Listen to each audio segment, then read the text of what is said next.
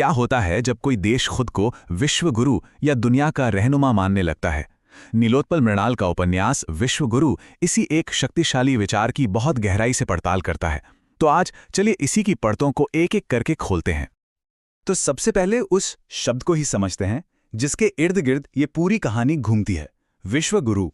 वैसे तो इसका सीधा सा मतलब है दुनिया का शिक्षक, लेकिन ये उपन्यास बताता है कि यह सिर्फ एक शब्द नहीं बल्कि एक बहुत बड़ा, एक बहुत महत्वाकांक्षी राष्ट्रीय सपना है।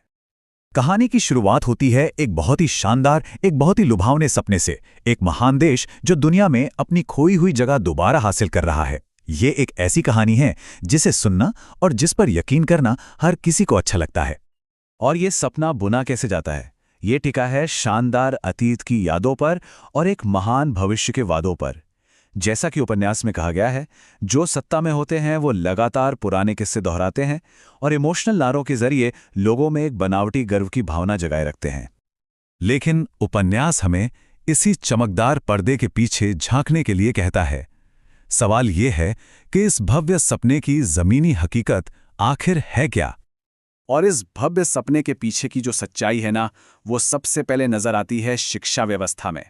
दावा तो ये किया जाता है कि हमारे शिक्षा के केंद्र ज्ञान और जिज्ञासा की जगह हैं, लेकिन उपन्यास एक बिल्कुल अलग, बल्कि कह सकते हैं कि एक चौंकाने वाली तस्वीर दिखाता है।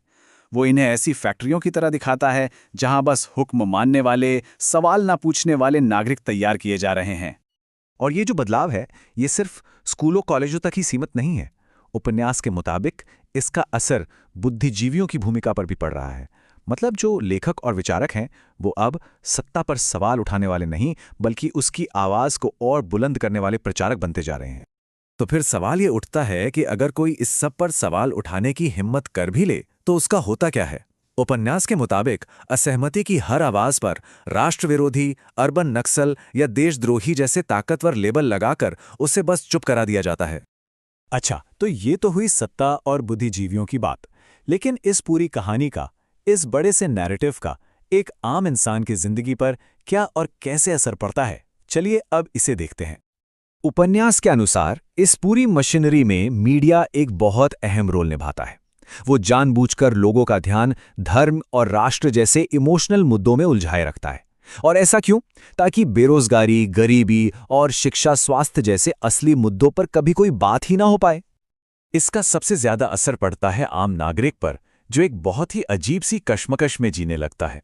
एक तरफ उसे ये कहानी सुनाई जाती है कि वो एक महान और शक्तिशाली देश का नागरिक है, जबकि दूसरी तरफ उसकी अपनी रोजमर्रा की जिंदगी डर, असुरक्षा और मुश्किलों से भरी होती है। वो भव्यता की इस कहानी और अपने संघर्ष की हकीकत के बीच फंसकर रह जाते हैं। उपन्यास के हिसाब से लोगों को कंट्रोल करने के लिए दो बहुत शक्तिशाली इमोशंस का इस्तेमाल होता है। एक तरफ है देश के लिए जबरदस्त गर्व और दूसरी तरफ दुश्मनों का लगातार डर। तो अब सवाल यह है कि ये किताब आखिर में हमें कहां ले जाकर छोड़ती है? क्या कोई आसान सा जवाब देती है? नहीं, बल्कि ये उपन्यास हमें एक बहुत गहरे चेतावनी और सोचने की एक बड़ी वजह देकर जाता है।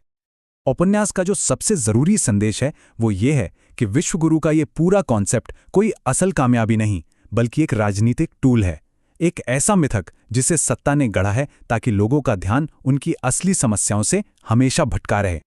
और आखिर में ये उपन्यास हम सब के सामने एक बहुत ही चुभता हुआ सवाल खड़ा कर देता है कि जब किसी समाज से हमदर्दी, तर्क और खुद अपनी गलतियों को देखने की क्षमता ही खत्म हो जाए, तो फिर विश्वगुरु बनने का दावा कितना मायने रखता है?